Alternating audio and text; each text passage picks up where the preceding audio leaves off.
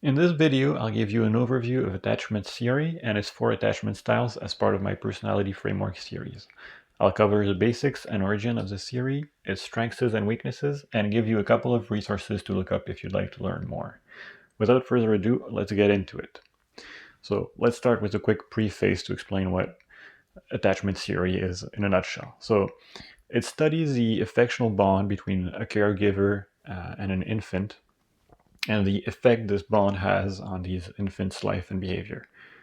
Its focus is really more on, more on the nurture side of the nurture-nature debate. It's really focused on early childhood and how the relationship between a child and its social environment shapes them. Through observations, it came up with 4 main types. So there's 1 secure types and 3 insecure types. I'll go in greater detail later on. So another thing I wanted to address at the beginning is attachment theory and styles a personality framework? Because that's how I'm framing it, but usually that's not how it's presented.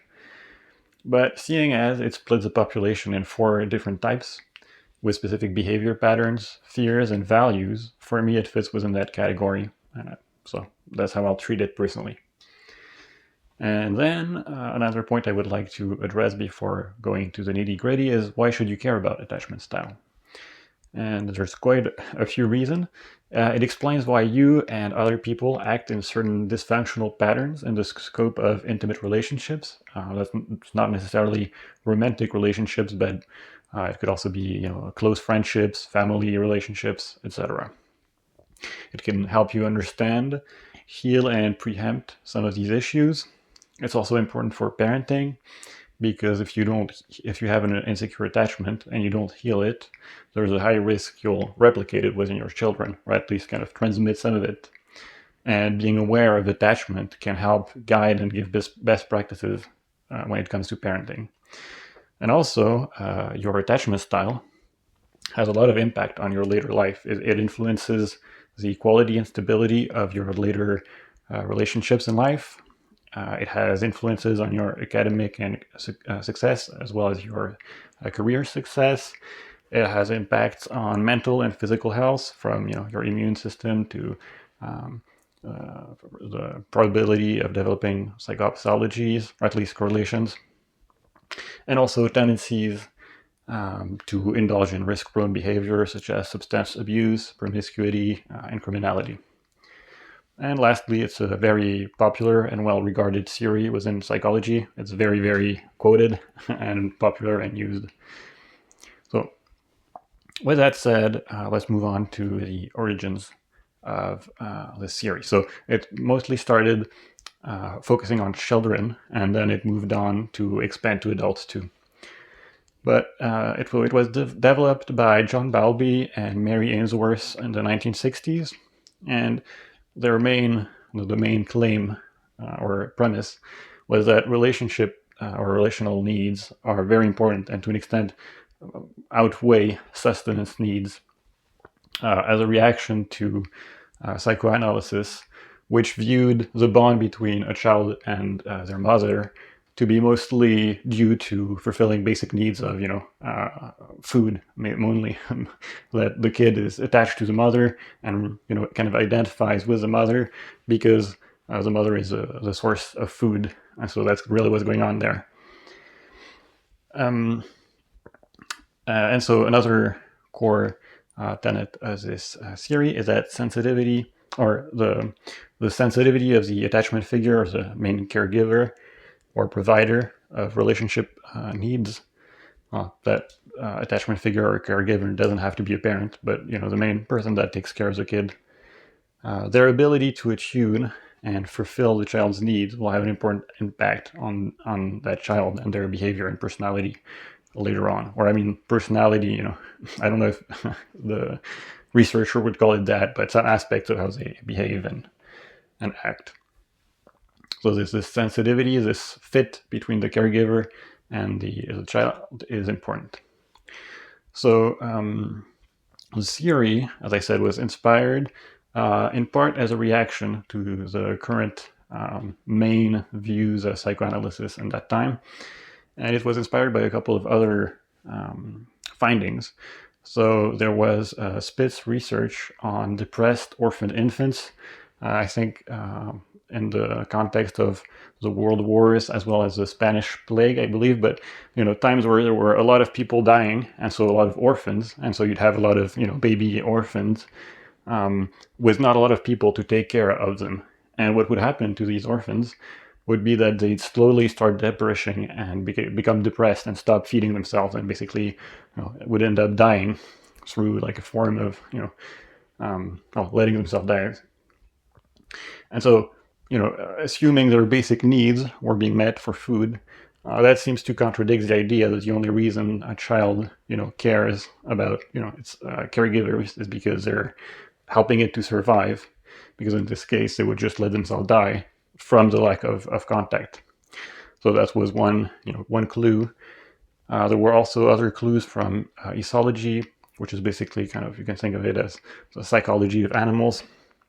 So there was Lorenz, who discovered the phenomenon of imprinting, where basically geese, when they are born, when they break out of their shell, their instinct is to follow the first moving object they see and basically treat it as their mother. So, if Lawrence was there when the eggs hatched, then the geese would follow him around as if he were their mother. And there was also another experiment done by Harlow on baby monkeys, where basically to kind of test this hypothesis, they created two surrogate mothers, which were basically kind of wire boxes. And so there was one cold wire box or cage, basically on which the baby could cling, which had a bib from which they could feed themselves. And then there was another of these kind of wire box, but it was covered in a cloth, so in kind of fake fur. But this one didn't have anything to eat. And what they found was that the baby monkeys spent a vast majority of their time on the fur surrogate mother. So the warmth, the kind of contact, was more important than getting fed, right? So if they were hungry, then they'd go quickly to the just wire box version to get a little bit of food, but then they go back on the fur box. And so all of that seems to indicate that physical contact and affectional bond in some ways have had a bigger impact, whether on human children or animals, than simply food and shelter. So in the study of attachment, there's basically two types of behaviors. In this case, we're mostly focusing on humans. So basically the children kind of go back and forth between two types of behaviors, so attachment and exploration. So attachment is when they're seeking kind of comfort and reassurance, and so they can do so through different types of behaviors, such as crying, attracting attention to themselves by calling their parents, by going towards the adults. And then the other type of behavior is exploration, basically kind of interacting with the environment, playing with toys, touching stuff, and basically autonomous experimentation. And so one of the big famous experiments that was made in attachment theories is called the strange situation, and it's from that experiment that the 4 styles were observed, or those patterns of behavior were observed. So this was an experiment based on observation. You would basically bring a mother and a child, or a very small child, in a room with toys, and they would have a couple of different, the same scenario would unfold every time. You would have, the mother, a kid, toys, and at different times the mother would leave, come back, a stranger would come and leave, and the whole thing is about observing the baby's reaction, right? When are they upset, or do they cry? How long does it take for them to be comforted? Do they actually play with the toys? How do they feel towards a stranger? And so by basically, making notes and observing those patterns, 3 main types emerged, and then a 4th one later on. So the first 3 types that were delineated was first the secure attachment style. And so the babies within this group would be upset for a while when the mother left. they would be happy to see her back. They would be pretty easy to comfort. So, if they were upset because the mother left, when she came back, she could, get them back to a good mood pretty quickly. They had a good balance between attachment, so seeking kind of the comfort and, proximity of the parent, and exploration, trying out the toys.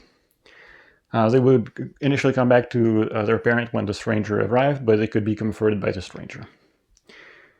Now, the explanation behind this general pattern was that there was a good fit between the parents' answers to the child's needs. Like, they could kind of understand what the child needed and do a suitable job of fulfilling these needs and taking care of the child. Then moving on, the next types are all insecure, the different types of insecure. So the first one we have is insecure ambivalent. And so in this case, the baby did very little exploration. They were wary of the stranger, very distraught when the mother left, and they would be also very hard to comfort. Even when the mother was back, they would still be very upset.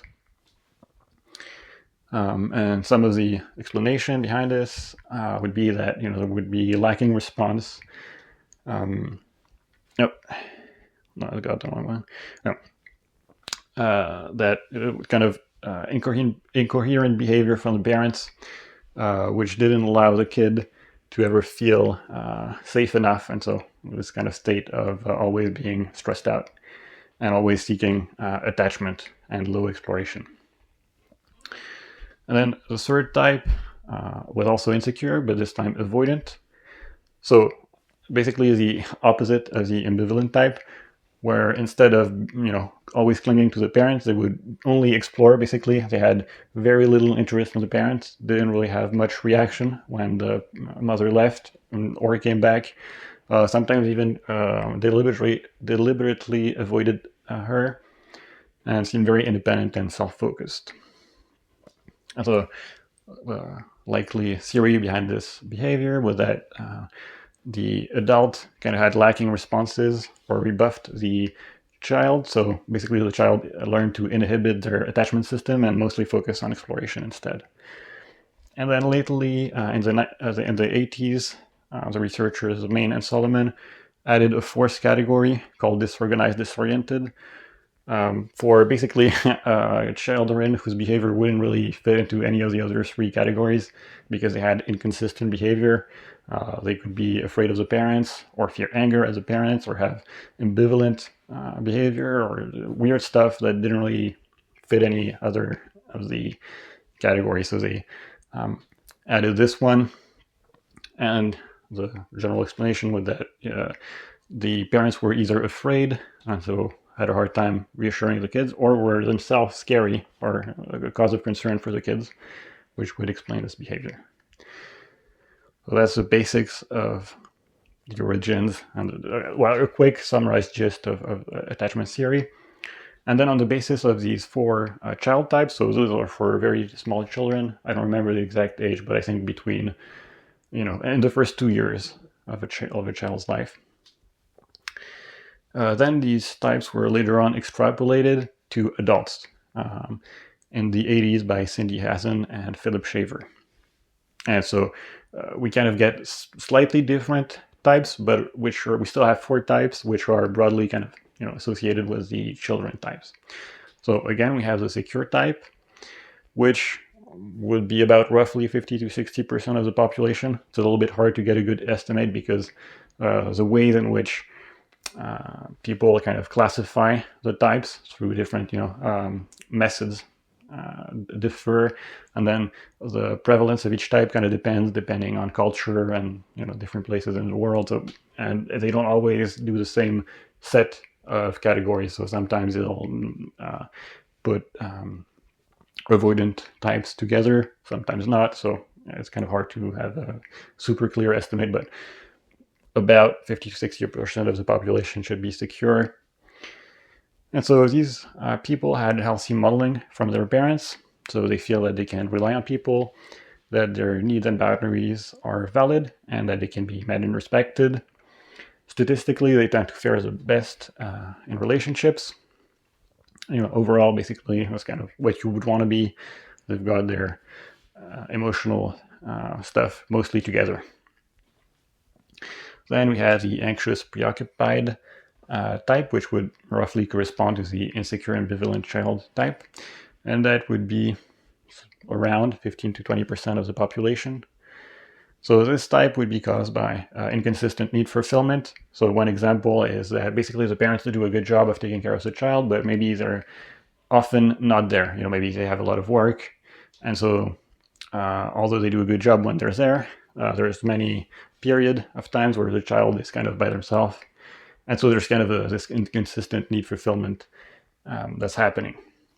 And so this kind of creates abandonment fear in the kids. They fear being alone or feeling excluded. And so this means that it kind of builds in a strategy or a behavior of trying to maintain proximity and closeness. And that kind of carries on into relationships, especially the main sphere or context where this is observed, or the main source of focus for this is romantic relationships, but it doesn't need to be only romantic relationships. But though, there are people that always want to be there, always want to be with other person, may constantly message them and stuff like that, so always want to be in the loop, and are kind of afraid of being excluded, and so they can tend to be pretty clingy. Then we have our second insecure type, which is the dismissive avoidant. And so this roughly corresponds to the insecure avoidant type. And so here, the pattern from when they were, from their upbringing, was that they kind of suffered from consistent emotional neglect, or they had emotionally unavailable parents. And so they kind of internalized that they can't rely on other people, and they don't really trust or delve within emotions. And so instead, their strategy or behavior tends to be to keep people away from them, to kind of distance themselves and be hyper independent, and to avoid vulnerability, as they tend to see emotions as a source of weakness. So they tend to also have fears of being trapped or powerless as soon as attachment occur, because that's when it starts getting serious or vulnerable. So as soon as kind of for example, a romantic relationship starts getting kind of more intense, more committed, then their kind of instinct will be to start distancing and getting the hell out. And so lastly, we've got our fourth type, which is a fearful avoidant, which roughly corresponds to the disorganized disoriented, although sometimes a little bit murky. It's another avoidant type in any case. And the reasons behind their kind of this type, the upbringing that caused it, was that they lived in kind of a consistently chaotic environment, or an emotionally unstable environment, where they kind of had to walk on eggshells. A classic example of this is kind of having a Dr. Jekyll and Mr. Hyde situation. So, for example, with a parent who has a substance issue problem, like alcoholism, or who has kind of a unpredictable personality, maybe like a cluster B personality disorder or something like that. And so there's kind of a emotional roulette or wheel of fortune thing going, where you don't really know which side of a person you're going to get, right? So, and sometimes it's great, sometimes it's not great, and you kind of need different strategies to interface with the different size aspects of the personality of the person taking care of you. And so this kind of creates a pattern of being hyper vigilant in this type, to kind of try to read between the lines, to develop trust issues. And it kind of has this ambivalent relationship to relationships, or stance on relationships, where on the one hand they yearn for closeness because they've experienced both the highs and lows of relationships. So on the one hand they yearn for closeness, but on the other they're very paranoid about it going wrong, and so they can have a hot and cold behavior and send mixed messages or have mixed signals. And so from what I could quickly look, it would seem that if you kind of combine the two avoidant types, so dismissive avoidance and fearful avoidance, they represent around 25 to 30% of the population. Moving on, now that we've kind of covered the general basics, kind of have a general overview of the theory, we'll move on to strengths and weaknesses. So on the strengths aspect, this is a theory with strong scientific support. So in all the frameworks we've covered so far, it's probably one of the best with the big five, maybe even better to an extent on that ground at least. It's also very helpful to help improve your, like, how you act within important relationships, whether they're romantic or not. So it can be either to understand yourself, why do you react in specific ways, in specific contexts, in ways that are pretty unconscious, right? It's like you're going to, if you have an insecure attachment style, it's like very strong primordial kind of instincts or emotional reactions. Like you don't really understand it's not like a rational process. If you're, trying to maintain proximity or distancing yourself, you're just kind of doing it like by instinct. And so it can be hard to kind of understand what's going on and to stop doing it if you don't understand what's happening. But it can also help you understand why other people are acting strange. So for example, if you happen to be secure and you don't have that much to need to work on that front, maybe you have relationships with people who have an insecure attachment style, and then understanding what's going on for them could be very helpful to find better ways and strategies to understand where they're coming from and find ways to solve some of the issues it's causing. In terms of weaknesses, in my opinion, it doesn't really have much. I don't know if adult attachment is as well supported than child attachment, but from what I could see, not an expert, it seems to be still pretty well respected. Some of the criticism from the theory in general is that the studies tend to be very focused on the mother and ignore other figures of attachment, such as the father, or also like less nuclear modes of upbringing. So for example, when it's just like a lot more people involved in raising a kid, so either because it's like a whole extended family is living in the house, or it's kind of the tribe is raising the kid. So that might be one limitation, where it's a little bit too focused on Western style of raising kids. I saw that there was some criticism on the nature versus nurture kind of great debate, where apparently some studies that operate on twins, every time you have nature versus nurture type debate, right? They do studies on twins that either like twins that were raised in different environments and compared to twins raised in the same environment to see what's due to genes and what's due to upbringing. And so apparently some, or at least one study on this front, seemed to indicate that genes and unshared factors in the environment had a bigger impact on attachment than simply the shared environment, so the parents, for example. So I don't know, I didn't dig super deep in any of this criticism, but overall it seems to be a pretty solid theory. And I mean, I guess another limitation is that there's like no silver bullet to fix an insecure attachment, although it can be done with time and work and kind of retraining yourself slowly and iteratively. But overall, I'd say this general theory and framework and those 4 types can be very helpful and in your life, especially if you happen to have an insecure attachment, because although you may not know it yet, if you do, it has a strong impact on your life. They say humans are social animals, so relationships are very important, and if you have an insecure attachment, it's going to play a big role in those relationships, whether you realize it or not. So being able to work on it, understand what's going on, understand what is going on for other people, and finding ways to kind of, do constructively heal and improve what's going on is very important. And in particular, I think that like a general advice I'd give, without going too deep into the details, is that I think different things will trigger the insecure part of your attachment. So whether it's the clinginess or the avoidance, and learning to identify those triggers and to kind of see when they're starting to raise up and to preempt them and communicate about them better with the people around you is very, very useful, can make a big difference.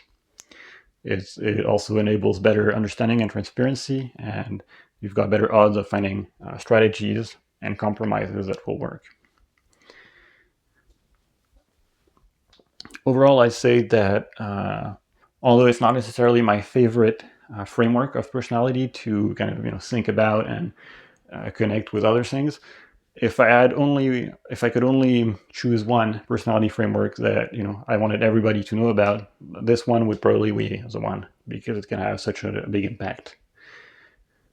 So lastly, where to learn more if you're interested. So I linked in the description some Wikipedia pages, and for adult attachment style, Thaïs Gibson's channel is very good. She's got different videos. I put an overview of the 4 types she did, as well as she's got a test where you can, I did it, I think it's pretty decent, where you can get a rough estimate of which type or attachment style you have. I like her content. I'm not the biggest fan of her marketing tactics. So, you kind of have to give your email in order to take the test, and then you can only see your profile page or the results you get from the test. You can't see the others, but whatever. You can watch the videos to get an idea of the different profiles anyway. All right, that's about it for this video. If you found it interesting, you might be also interested in the videos I did on previous personality frameworks, such as the Big Five, Jungian typology, the Enneagram, or my video on whether you should trust personality frameworks in general. And that's about it. Thank you for listening.